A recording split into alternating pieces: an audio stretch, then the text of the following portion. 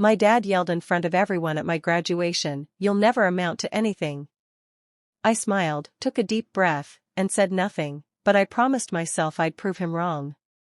Stick with me while I share my story, and if it touches you, don't forget to support our channel by hitting that subscribe button, dropping a like, and sharing it with the people you care about. My name is Lila Trent. I was 22 at the time, and the humiliation of hearing my own father put me down in front of family and friends cut deeper than I ever imagined. Mark Trent, my dad, always favored my younger brother, Evan, and dismissed anything I wanted to achieve. That day, I realized I couldn't rely on him or his approval. I started small, taking a tiny internship at a local architecture firm, even though Dad said it would be useless. I worked hard, learned everything I could, and quietly documented every success. Then, I discovered something shocking: my father had been taking money from the family business while pretending to be perfect. Suddenly, his words, his criticism, and his arrogance made sense. I decided it was time for my revenge, not through anger, but through success. I reached out to Clara Benson, a retired architect, who guided me. I built my own reputation, landed bigger projects, and eventually confronted Dad without raising my voice. I exposed his mistakes while showing everyone my achievements. The ultimate moment came when I received a major award. Dad was there, watching, unable to say a word. That day, I realized revenge doesn't need to hurt anyone, it's about proving yourself and rising above betrayal. Sometimes, the strongest answer is simply living a life so successful that those who doubted you are forced to respect it. Growing up, I always felt like I was invisible in my own home. My dad, Mark Trent, never seemed satisfied with anything I did. If I got a good grade, he'd shrug and say, "That's nothing special." If I shared my dreams, he'd laugh and tell me they were unrealistic. Meanwhile, my younger brother, Evan, seemed to do no wrong in his eyes. Every achievement of his was praised, celebrated, and displayed like a trophy, while mine barely got acknowledgement. It wasn't just words, his constant criticism seeped into every corner of my life. I learned to second-guess myself, to hide my ambitions, and to stay quiet so I wouldn't provoke his disappointment. I remember asking him once if he believed I could ever make something of myself. He didn't even answer me, just shook his head and walked away. That silence cut deeper than any insult. But in those quiet, lonely moments, something inside me began to grow. I realized I couldn't rely on his approval, and that thought sparked a small flame of determination. If he wouldn't believe in me, I would have to believe in myself, and I would show him, someday, that I was capable of more than he ever imagined. Those years of neglect and favoritism didn't break me, they hardened me. Each time he dismissed me or compared me to Evan, I tucked away my hurt and turned it into quiet motivation. I decided I would not let his narrow view of me define my life. I would rise, not just for myself, but to prove that even a child overlooked and underestimated could surpass every expectation. That childhood shaped me, and the fire it lit would drive every choice I made from that point forward. After years of quietly preparing, I finally decided to chase my dream, an internship at Harrison & Cole, one of the most respected architecture firms in the country. I spent weeks perfecting my portfolio, crafting my cover letter, and rehearsing for the interview. For the first time, I felt a real sense of hope. When I told my dad, Mark, he didn't hide his reaction. "You're wasting your time," he said, folding his arms. "They won't hire someone like you. Just focus on something realistic." I tried to argue, to explain how much this meant to me, but he cut me off. His words weren't just discouraging, they were sharp, designed to make me doubt myself. A few days later, I discovered he had quietly called the firm, trying to undermine my application. He hinted I wasn't serious, that I lacked experience, and even suggested they consider other candidates instead. The betrayal hit me like a punch to the chest. Not only did he doubt me, but he actively tried to sabotage my chance. I felt a mix of anger and disbelief. How could the person who was supposed to guide me try to stop me from achieving my dream? Part of me wanted to confront him immediately, but I knew reacting in the moment wouldn't solve anything. Instead, I let that anger simmer and promised myself I would channel it into determination. That moment marked a turning point. I realized my path wouldn't be easy and that no one, especially not my father, would hand me success. I had to fight for it on my own terms. The combination of betrayal and frustration ignited something fierce inside me, a drive that would push me further than I had ever imagined, and set the stage for the steps I would take to finally prove him wrong. After realizing that confronting my dad wouldn't help, I made a quiet decision: I would let my actions speak instead of words. I began mapping out a careful plan to prove him wrong, focusing on building my own success step by step. Every small victory became a secret milestone.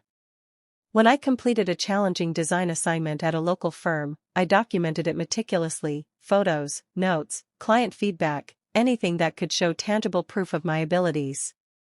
Each success, no matter how minor, fueled my confidence and reminded me that I was capable, even if he refused to see it. I started keeping a detailed journal of every opportunity one found, every connection I made, and every skill I mastered. It became my roadmap, a private record of how I was slowly taking control of my own future. With every note, the anger I felt toward my father transformed into motivation, not bitterness. I also learned to be strategic. Instead of rushing into big opportunities, I observed, prepared, and waited for the right moments to shine. I realized that quiet, consistent progress could be more powerful than confrontation. Every small win was a brick in the foundation of the success I intended to build, a foundation he couldn't shake or dismiss. This plan gave me purpose. I began seeing setbacks as lessons, criticism as fuel, and doubt as a challenge to overcome. Each step I took reinforced my determination, reminding me that the only validation I truly needed was the one I created myself. By the time he thought I was struggling or lost, I was already moving towards something greater. My revenge wouldn't be loud or angry, it would be undeniable, built carefully from every victory he never expected me to achieve. After months of preparation and careful planning, I finally landed my first independent project, a modest renovation for a small local client.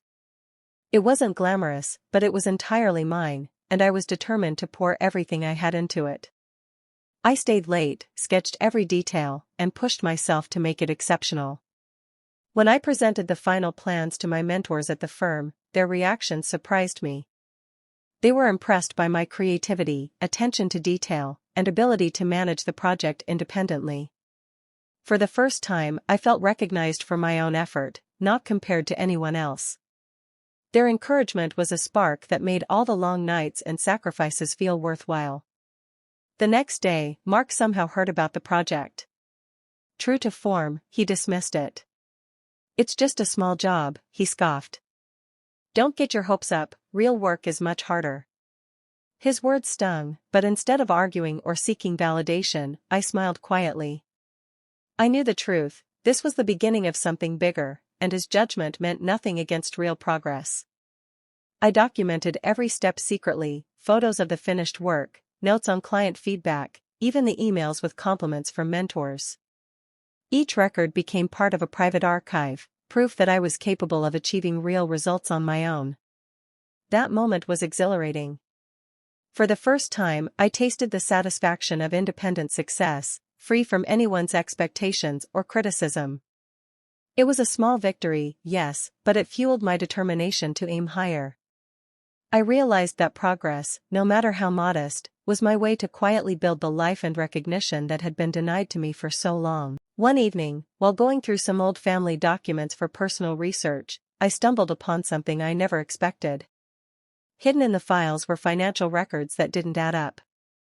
Curious, I started digging deeper, tracing transactions and comparing statements.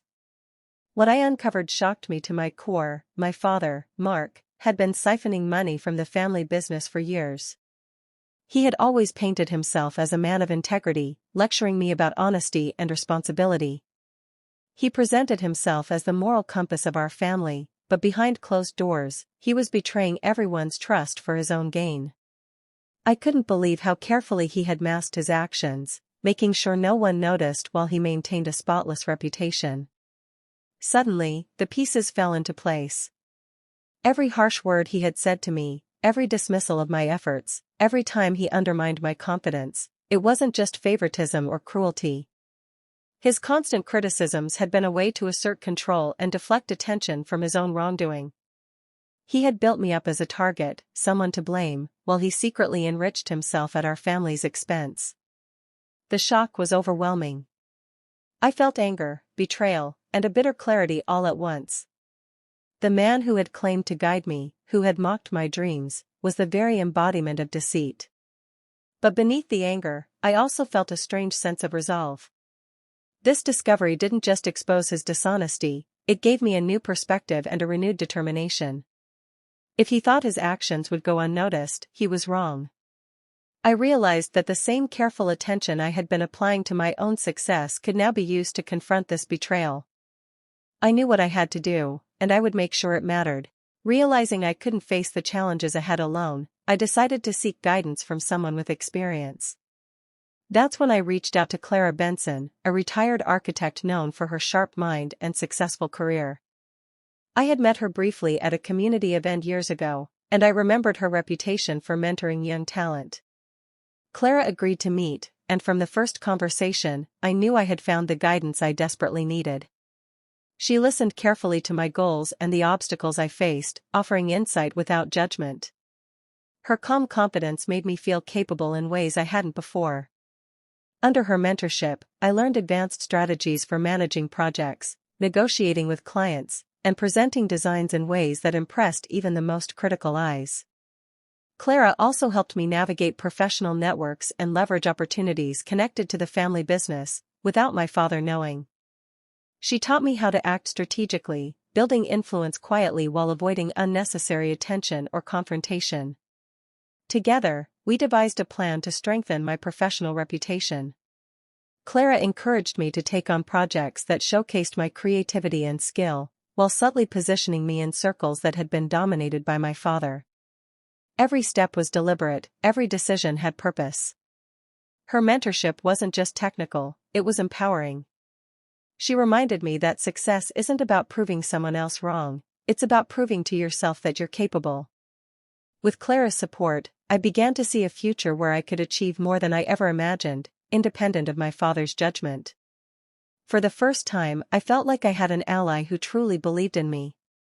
Her guidance became the foundation for the next phase of my plan, one that would ultimately let my abilities shine and give me the leverage I needed to confront betrayal on my own terms. The next family gathering was tense from the start. Mark arrived in his usual showy manner, talking loudly about deals he had supposedly closed and achievements he claimed were unmatched. He glanced at me several times, smirking, clearly expecting me to shrink or fumble under his attention. "I built this family business from nothing," he boasted, raising his glass. "Some people just don't have the talent or drive to amount to anything." His words landed like a jab, and I felt a familiar rush of anger and disbelief. But this time, I didn't respond. I simply smiled politely, nodding as though his speech was nothing more than background noise. Inside, however, my mind was racing. Every insult, every boast, every dismissive glance he had ever given me was being filed away. I was no longer the girl he could belittle without consequence. I had spent months quietly building my skills, my reputation, and a strategy that he couldn't anticipate. As he continued to flaunt his success, I rehearsed the next steps in my head. The confrontation wouldn't be about yelling or proving him wrong in the moment, it would be calculated, precise, and undeniable. I knew exactly how to present the truth, how to show the evidence of his misdeeds, and how to reveal my own accomplishments without letting emotion cloud the impact. By the time the evening ended, I was calm on the outside and determined within. I understood that this gathering was merely a stage for the moment I had been preparing for. Mark believed he still held the upper hand, but soon he would see that all his boasting and control had no power over the reality I had quietly created for myself. For the first time, I felt ready, not just to confront him, but to expose the truth and let the world see everything he had tried to hide. The next family gathering was tense from the start. Mark arrived in his usual showy manner, talking loudly about deals he had supposedly closed and achievements he claimed were unmatched. He glanced at me several times, smirking, clearly expecting me to shrink or fumble under his attention. "I built this family business from nothing," he boasted, raising his glass. Some people just don't have the talent or drive to amount to anything. His words landed like a jab, and I felt a familiar rush of anger and disbelief. But this time, I didn't respond. I simply smiled politely, nodding as though his speech was nothing more than background noise. Inside, however, my mind was racing. Every insult, every boast, every dismissive glance he had ever given me was being filed away. I was no longer the girl he could belittle without consequence. I had spent months quietly building my skills, my reputation, and a strategy that he couldn't anticipate. As he continued to flaunt his success, I rehearsed the next steps in my head. The confrontation wouldn't be about yelling or proving him wrong in the moment, it would be calculated, precise, and undeniable. I knew exactly how to present the truth, how to show the evidence of his misdeeds, and how to reveal my own accomplishments without letting emotion cloud the impact. By the time the evening ended, I was calm on the outside and determined within. I understood that this gathering was merely a stage for the moment I had been preparing for. Mark believed he still held the upper hand, but soon he would see that all his boasting and control had no power over the reality I had quietly created for myself. For the first time, I felt ready, not just to confront him, but to expose the truth and let the world see everything he had tried to hide. The day finally arrived when I had the chance to reveal everything. I requested a meeting with the board of the family business, claiming I had important information about recent financial activities. Mark, naturally, assumed it was nothing serious, a minor complaint or a trivial issue. He didn't suspect what I had prepared. I started calmly, laying out the documents and records I had meticulously collected over the past months. Every irregular transaction, every hidden account, every sign of misappropriation was presented clearly and precisely. I spoke without emotion, letting the evidence speak for itself. Then I shifted the focus. I displayed examples of my independent projects, showing contracts, client feedback, and completed work that highlighted my skills and leadership. The contrast was undeniable. While he had secretly been taking from the company, I had been quietly building credibility and results of my own. The room grew silent. The board members exchanged stunned glances, their expressions moving from disbelief to concern. Even my younger brother, Evan, who had always looked up to our father, seemed shocked and confused. And Mark, he froze. His smug expression vanished, replaced by panic and frustration. I remained composed. My calm, collected demeanor only amplified the impact of the revelations. I wasn't attacking him emotionally, I was exposing facts. The truth hit harder than any argument could. In that moment, I realized the power of preparation, patience, and focus. All the time I had spent quietly building my skills, documenting my victories, and collecting proof of wrongdoing culminated here. I didn't need to yell, argue, or demand respect, the evidence and my own accomplishments did it for me. Mark's silence spoke volumes. For the first time, the family saw him as he truly was, and I finally felt the weight of vindication settle around me. Months after exposing the truth, I received news that one of my projects had been nominated for a prestigious architecture award. The recognition was beyond anything I had imagined. When the ceremony date arrived, I felt a mix of excitement and calm determination, knowing this moment would be entirely mine. To my surprise, Mark decided to attend. He arrived in his usual confident manner, clearly expecting to maintain control of the room, to be the center of attention. I felt a flash of the old tension, but I focused on the reason I was there, my work, my dedication, and my achievements. When my name was announced as the winner, the applause was overwhelming. I walked to the stage, holding my head high, and accepted the award with gratitude and poise. The cameras, the audience, the board members, everyone's attention was on me. Mark sat frozen in the crowd, unable to interrupt, unable to diminish what I had accomplished. For the first time, I felt the reversal of all those years of judgment and ridicule. Every scoff, every dismissive remark he had ever made came back to him, but in a way he couldn't control. The humiliation he once inflicted was now reflected in his stunned expression. As I stepped down from the stage, I felt a quiet sense of triumph. It wasn't about revenge in the traditional sense, it was about validation, about proving through action that I was capable, talented, and resilient. The award was a symbol of all the effort, patience, and strategy one had invested to reach this point. In that moment, I realized that real vindication doesn't come from conflict or confrontation, it comes from rising above, achieving excellence, and letting success speak for itself. I had finally claimed the recognition I deserved, and no one could take it away. After all that had happened, I realized that holding on to anger wouldn't serve me. The sense of betrayal, humiliation, and frustration had fueled me for years, but now it was time to let go, not for my father, but for myself. I needed to free my mind from the weight of resentment and recognize what I had accomplished. I took a quiet moment to reflect on the journey. Every challenge, every setback, every moment of doubt had shaped me into the person I had become. I had built my career from the ground up, earned respect in a competitive field, and established independence I had never imagined possible. The strength and resilience I had developed were my true victories. Evan approached me one evening, his expression sincere and a little hesitant. "I'm sorry for not supporting you before," he said. "I see now how strong and determined you are. I've always admired that, even if I didn't show it." His words carried warmth and relief, a small healing of the distance that had grown between us. I nodded and smiled. Forgiveness didn't mean forgetting, and it didn't erase the past, but it allowed me to move forward without bitterness. I understood that my worth had never depended on anyone's approval, and now I could fully embrace my independence. In that quiet moment, I felt a sense of peace I had never known. The journey had been painful, but it had also been transformative. I had faced betrayal, navigated challenges, and emerged stronger than ever. For the first time, I could truly appreciate my own courage and perseverance.